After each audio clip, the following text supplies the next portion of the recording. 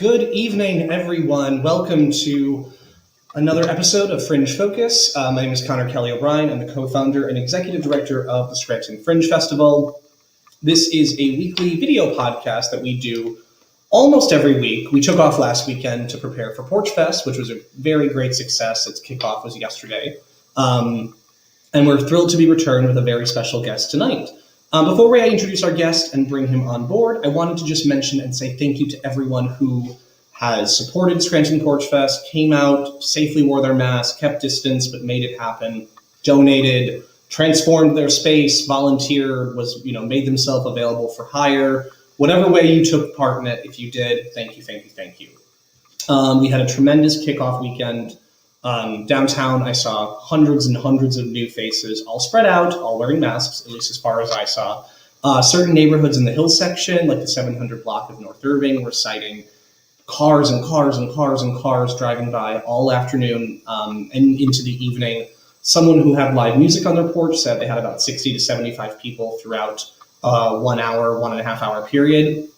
The biggest beautiful quote that we personally heard was that someone said, it felt like a day of healing, it felt like a day of rebirth, and it felt like the first fresh breath air they felt. And I think it's no coincidence that it happened on the first day of spring, and whatever you believe, we really hope that you walked away energetically feeling better and enjoyed yourself. And of course, please keep going out there and exploring. ScrantonPorchFest.com. It has its own website with the map, and we at Scranton Fringe are so grateful to all the organizations, Scranton Area Community Foundation, the Chamber of Commerce, University of Scranton, Bender Family Law, O'Malley and Langan. There's too many. I'm not going to try naming them all because I will forget, but thank you, thank you, thank you. And if you have any questions about Porch Fest, or more importantly, about anything we're talking about tonight in our featured conversation, comment below, whether you're watching this on Facebook, YouTube, or Twitch. We can pull them up online and live and answer your question. Without further ado, got that housekeeping out of the way. Thank you for supporting Porch Fest one more time. I want to welcome to the virtual stage Mr. Tyrone Holmes. Ty work has included work with such nonprofits as Meals on Wheels. He has 25 years of experience serving with the United States, both in the Navy and the Army. And most currently, he has helped form the NAACP of Lackawanna County. He is a member of the NEPA Youth Shelter Board and a member of the Penn State Worthington Advisory Board. This discussion will be focusing on learning more about his journey and his ongoing community work. Please welcome to the virtual Fringe Festival stage, Mr. Holmes. Hello, sir. How are you? How are you doing? Thank you for having me. I'm honored to be here. Oh, it's so great to have you. We've been looking forward to this for weeks. To begin, I would love to just learn a little bit more about you, where you grew up, where you're from, what brings you to Northeast Pennsylvania. Have you always been here? And what in that early stage journey inspired you to become so civically involved? First and foremost, I was raised in Summit, New Jersey. Mm-hmm. I graduated from Summit High. I ended up going to Keystone. That was my first experience with Northeast Pennsylvania. And after Keystone, I went to the University of Maryland. I actually was sent back here because my father was sick when I was stationed in Illinois. The military actually relocated me here in Scranton, Pennsylvania, so that could be closer to him. That was my first tour. And towards the end of my first tour, you do 3 to 4 to 5 year tours in the military. And towards the end of that tour, I met an amazing woman from Dunmore, a teacher.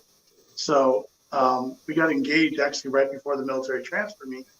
And I went to California. So there was an opportunity for me to come back here, finish my career at Toby Hanna. So I jumped at it, of course. And that's what's kept me in the area. I always tell people, everyone's like, I thought you were going to retire somewhere in the sun and fun. And I said, well, love has kept me in Dunmore and Scranton. So that's why I'm here. What inspires me to be the way that I am? A lot of people ask that, and it may be a long story, and I'll try and shorten it up. But I was born a crack baby. Both parents crack addicts, and I actually was a crack baby. My biological parents, were very physically abusive. At the age of 5.5 years old, I was removed by the state from them because of severe physical abuse. And I was adopted by a policeman who already had kids. So there was no need for him to take me in, but he felt compelled to say, I want to give this kid a chance. And I want to give this kid, a head start in life, help him get on the right track. And when he adopted me, I was nonverbal. I was still in diapers. I was so underdeveloped mentally, emotionally, and psychologically that it was a project. So again, here's this gentleman who already has 4 kids, full-time job, and my mother, and they took me in and they took this project on. They spent a tremendous amount of time getting me caught up to my peers, which took years on every level because again, being so underdeveloped. And I learned from watching them and being in their care of what it is to be a true person to just give back. As I started getting older, I started putting things together when I was told about, as I got older, 16, they told me about the adoption and everything, because I wanted to know some things, some questions that I had about looking different, some of the nightmares. And they said, well, they explained everything to me. And I said to them, how do I repay you then for giving me this opportunity? Because it wasn't an easy journey. They had to Mhm. sit up with me at nights because I couldn't sleep with the lights off. I couldn't do certain things. I was again, couldn't read, couldn't speak. So they had to go through the steps again on top of having their other kids and their jobs. And they never wavered. They did this. So I wanted to know, how can I get back? And my father said words that stuck with me. He says, you always pay it forward. You don't pay us back. We're put here on earth to give back. He said, that is the greatest thing that we could ever do while in our time here is give back to people. So therefore, that is what inspires me because I look at people and I tell people, I could have easily been a kid in the system and Mhm. left in the system and forgotten about. Yet I was rescued and given an opportunity. And that is why everyone says, why are you so driven? I'm driven because I want to honor the name that was given to me, not the name that I was born to, but the name that was given to me by this amazing person Mhm. who saw enough in me to want to give this to me. So therefore, that is what inspires me. That is what drives me. I want to be like him since I was a child. And again, everything that I do now, I'm mimicking the things that he did in his life. Mm. Thank you for sharing that. I wasn't aware, and that's a very powerful journey that you've had, and significant one. I'd be curious to know if you have any thoughts on the experience of being adopted is such it can be such a challenging one and difficult one, and some individuals like yourself had beautiful experiences, some did not experience a great transition. What do you think is one of the most common misconceptions about the life of an adoptee and the adoption experience from a first person perspective? Well, again, when I was little, I would hear that you're not real. And some people were sitting there and go, how could you? Well, people used to say, well, you're not real. You're not really a family member. And that's what raised questions to me, to my parents when I was early on, and people would always say you're different when you're not really their kid.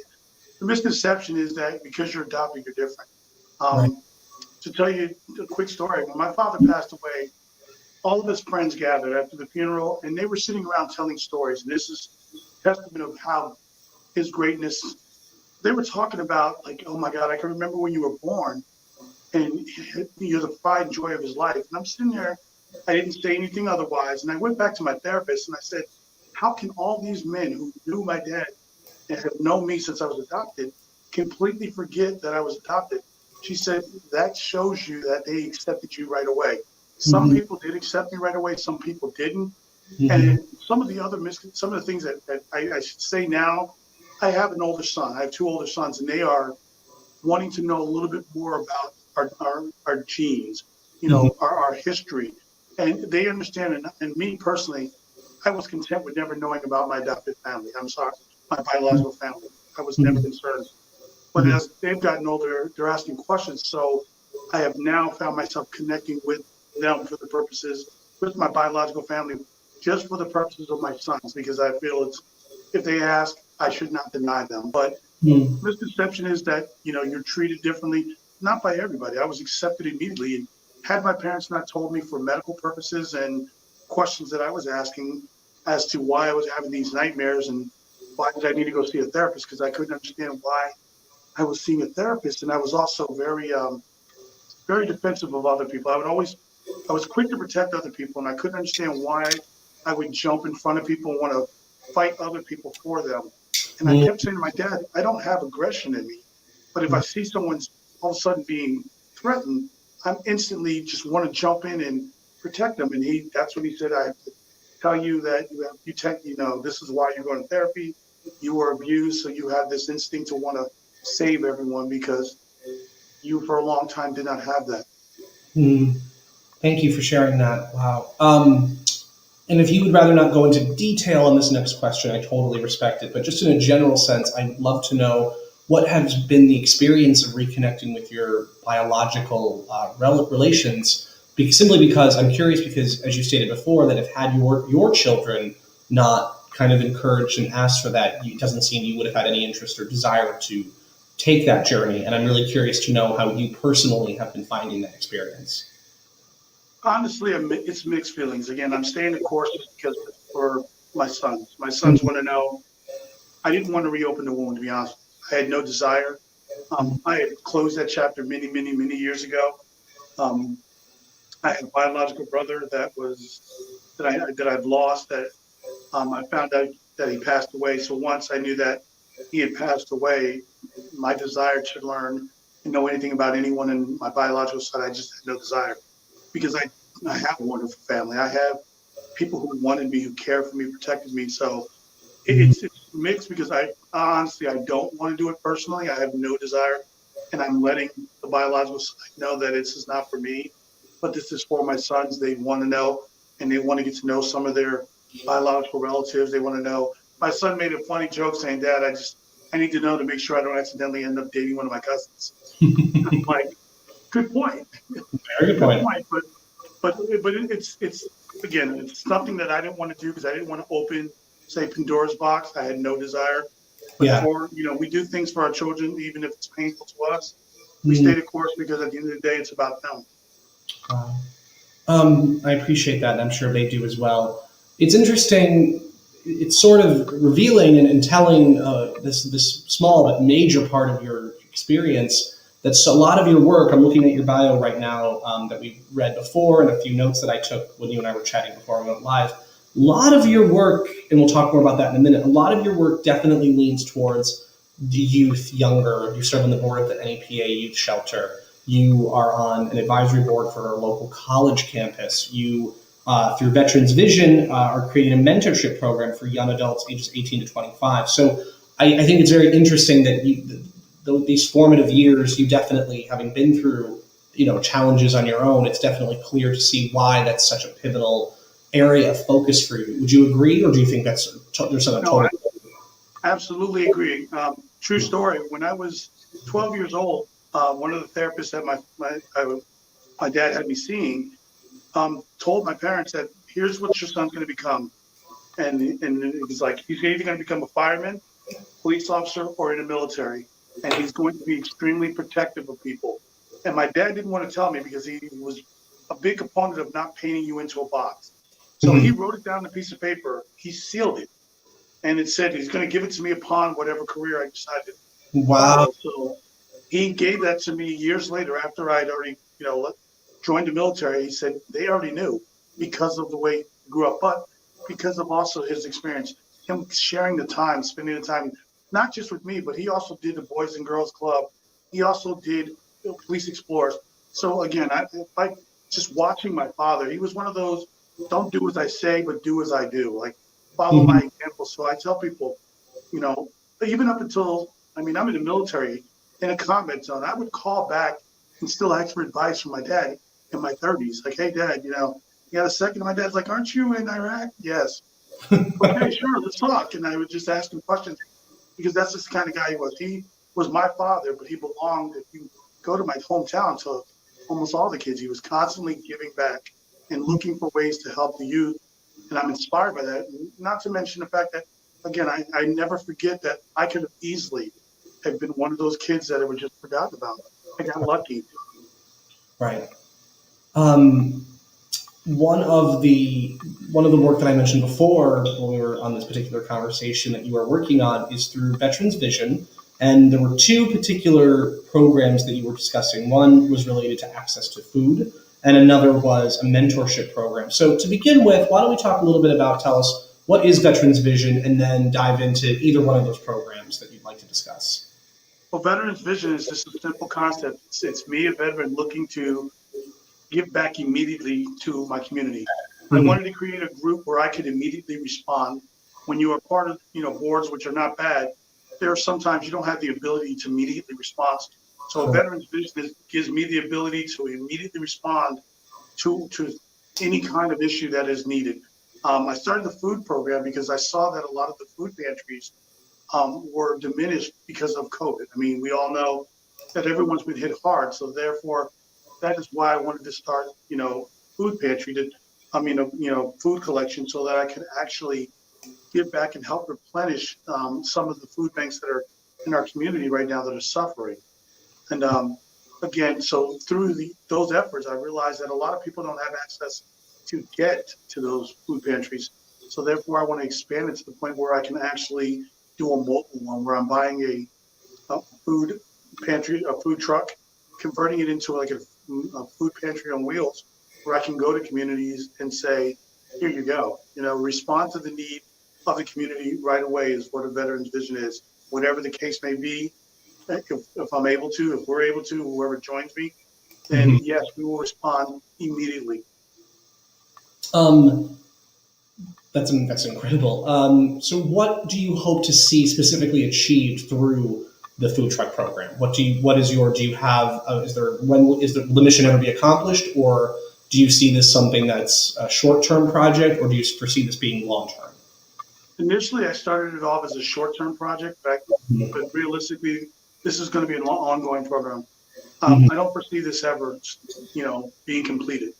Right. It's completed when there's no one hungry. And sadly, we all know, if you look at the statistics, how many kids or parents or families go hungry, there are too many. So there is no end game in sight. And honestly, what I'd like to do is, if you picture 5 years from now where I'd like to be, multiple trucks, multiple collection points, and constantly replenishing the food banks, but also going to different neighborhoods, expanding it to different towns.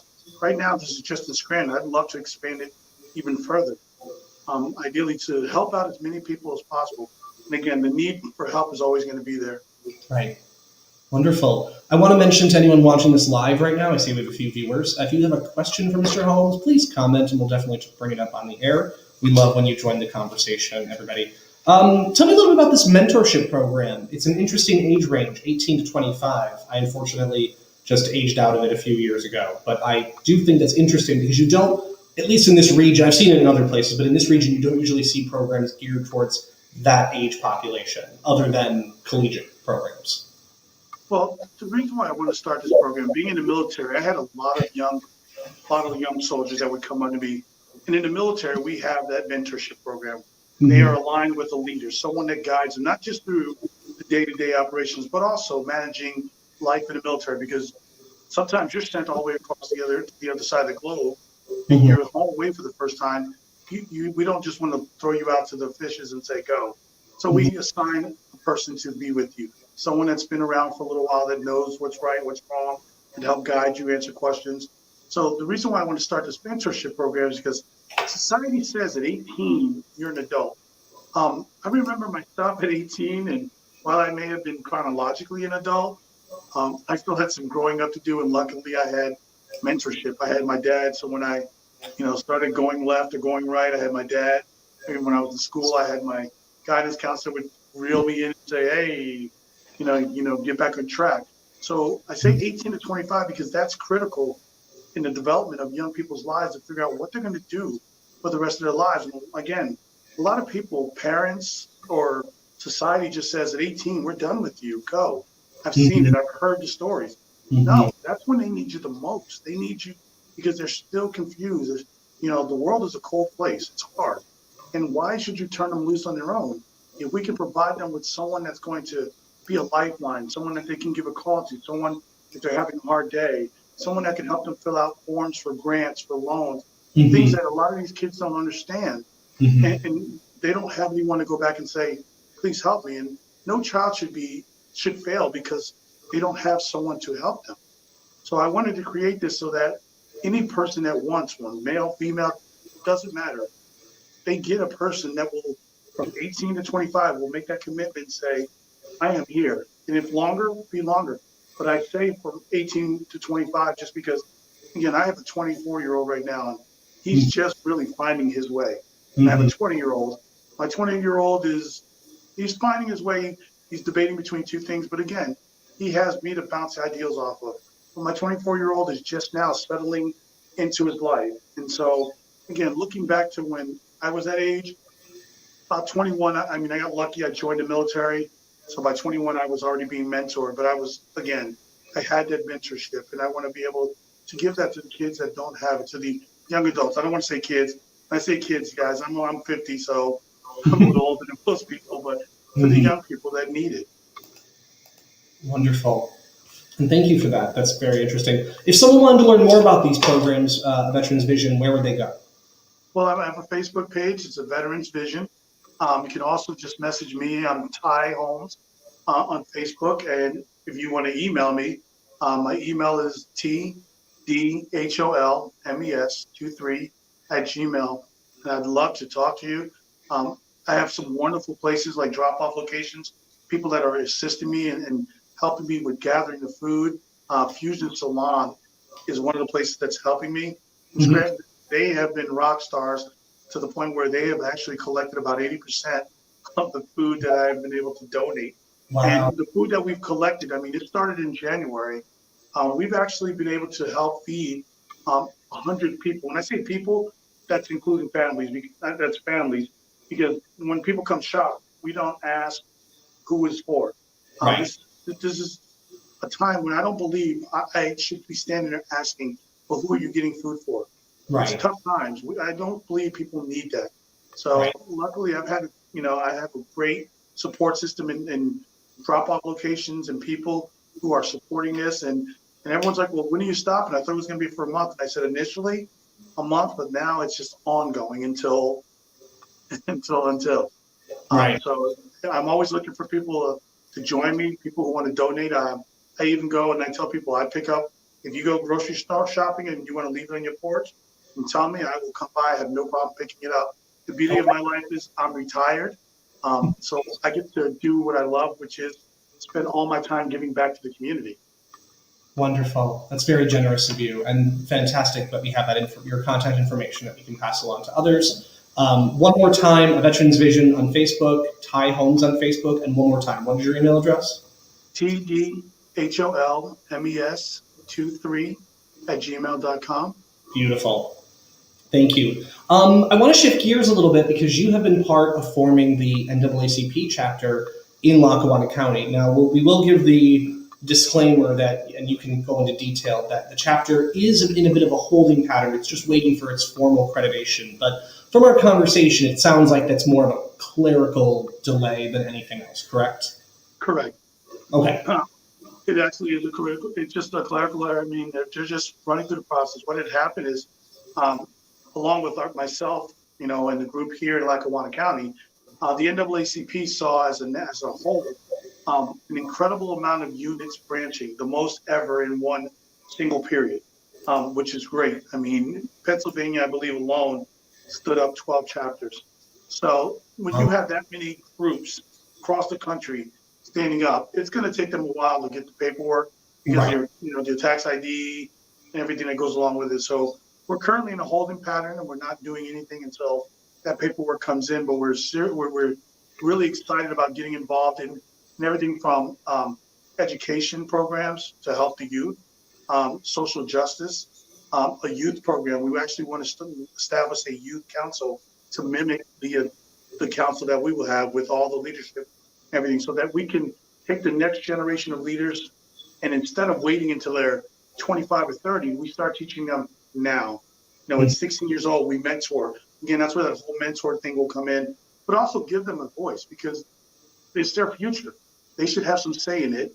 We're looking to also get into some public health areas. We're trying to expand, public health knowledge, economic sustainability programs, voter rights, and political organizations. Now, while the NAACP cannot endorse and does not endorse a specific candidate, we do want people to vote because voting is the most powerful tool that you will ever have. And while I tell people protests, and I understand that, are important also, voting is the most important thing you will do because that is your voice.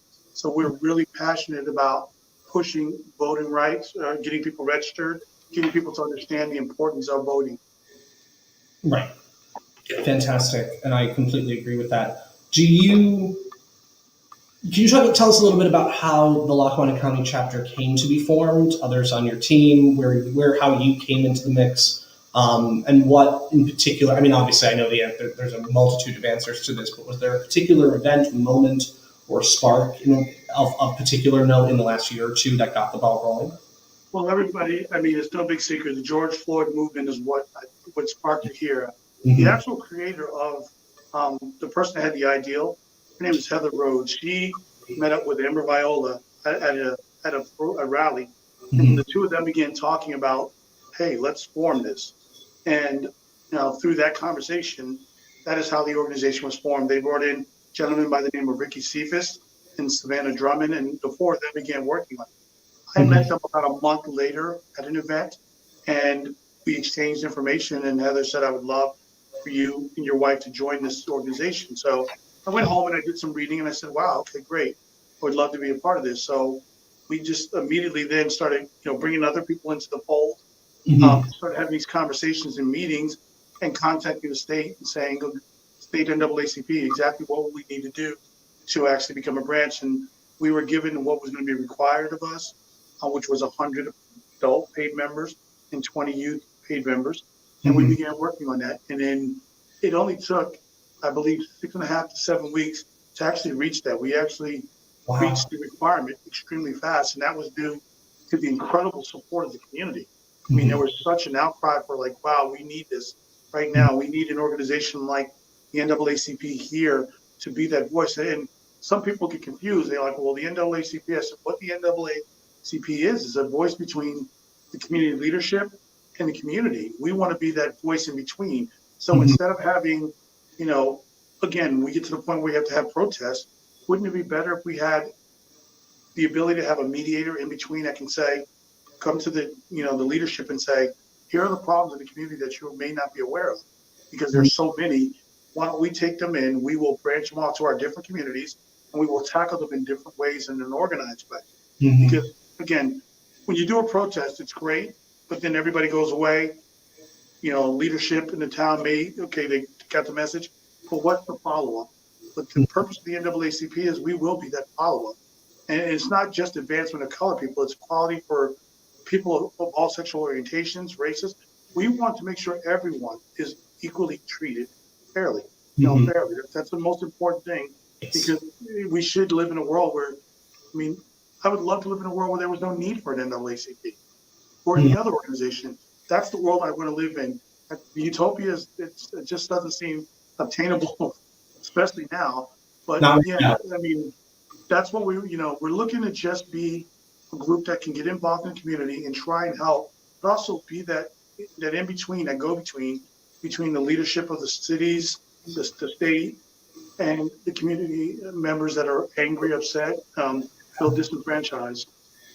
It's wonderful to see this historic organization, which has always had a presence in the region, but having an official Lackawanna County chapter. I'm blown away and so thrilled to see that. I can only imagine how the BIPOC community must be feeling to see that. And we've had guests on the show like Amber, we've had Savannah. We haven't had Heather yet, but Heather, if you're watching, we'd love to have you anytime. And we've had such wonderful community and cultural leaders like Glynis Johns from the Black Scranton Project, and who just does so much work. And I think that it's wonderful to see more organizations like the Black Scranton Project and Creating Change, and now the NAACP, because there truly is power in numbers, right? And that don't forget Black Scranton's here also. They're here.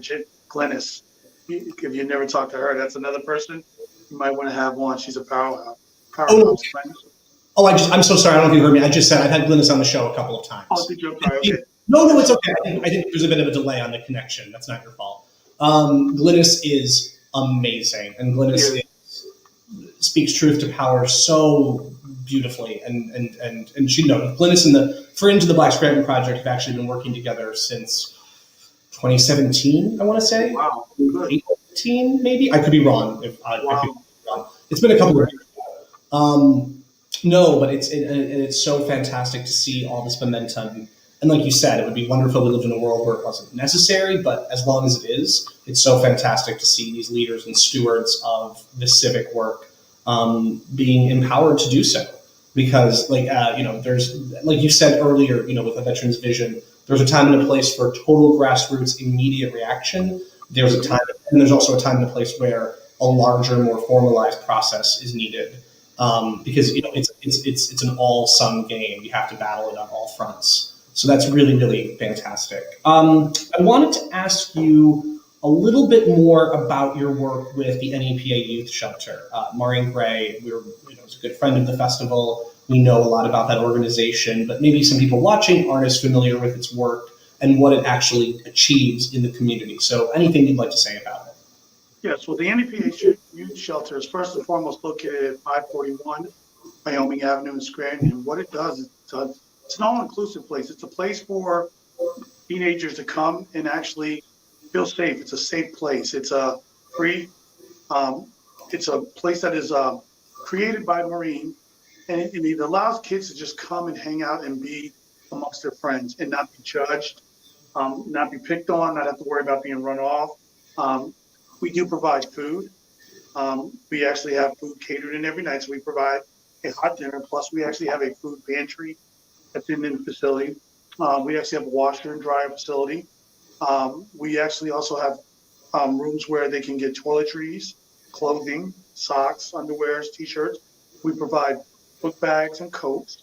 But more importantly, we just provide a safe place for anyone of any race, any color, any sexual orientation. There's no judgment. We also provide tutoring. We bring in guest speakers from the community.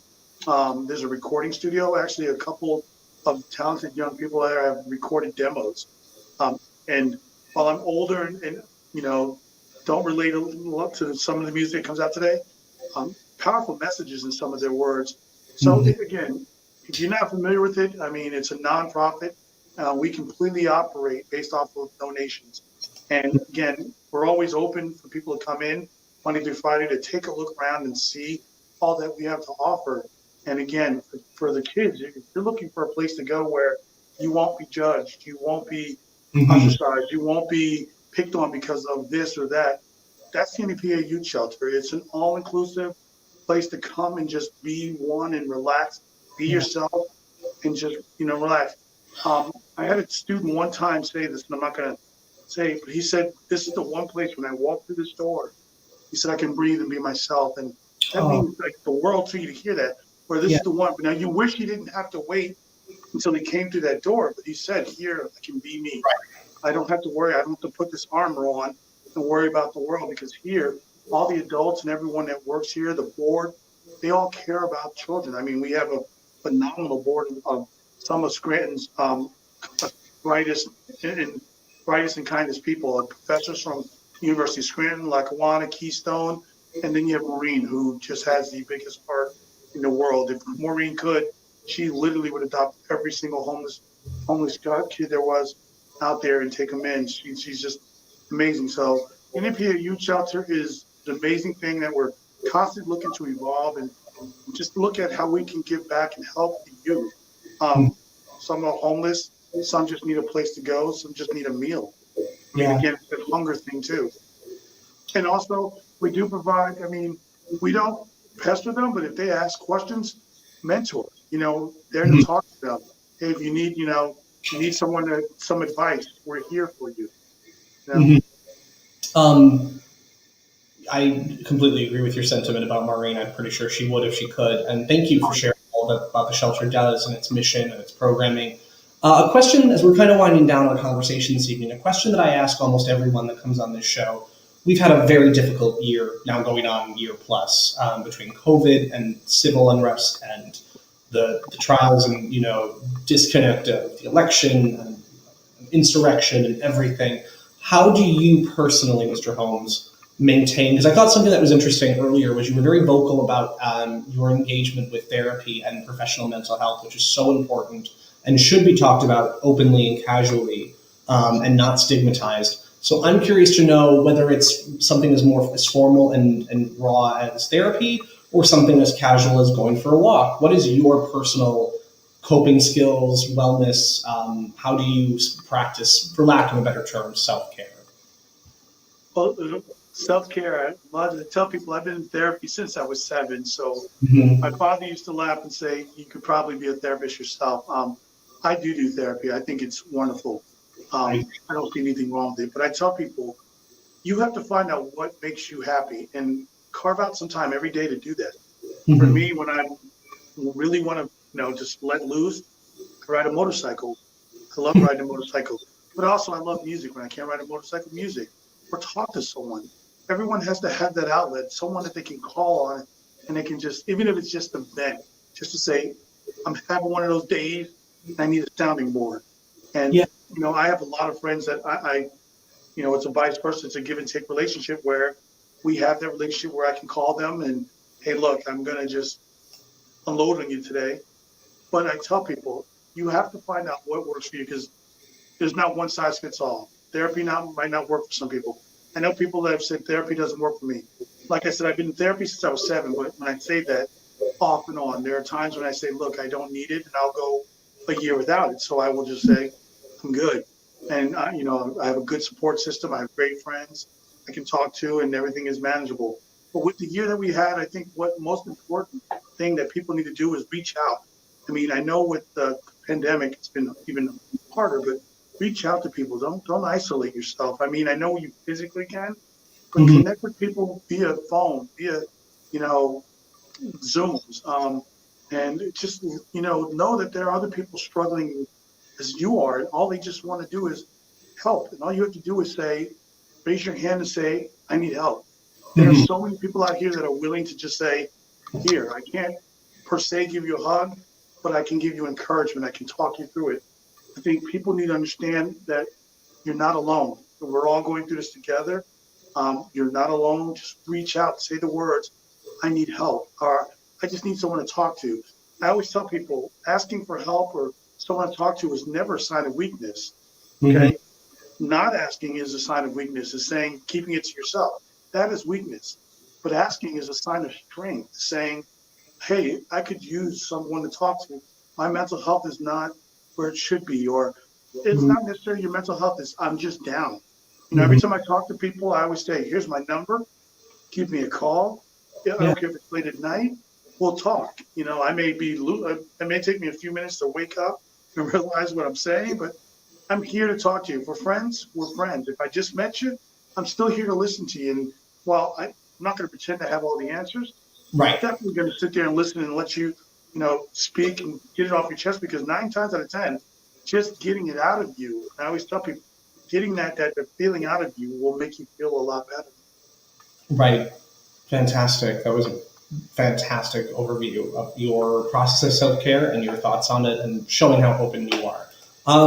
That's it for our time this evening. We covered so much ground between the soon to be official Lackawanna County chapter of the NAACP, the NEPA Youth Shelter, your work with the Veterans Vision, your personal journey. I want to thank you so much for being here tonight. I want to thank everyone for watching. Please share this. Please comment, even if it's after the fact. We'd love to engage with you. And that's all for now. We wish everyone to stay safe, wear a mask, and we'll talk to you soon. Bye. Thank you.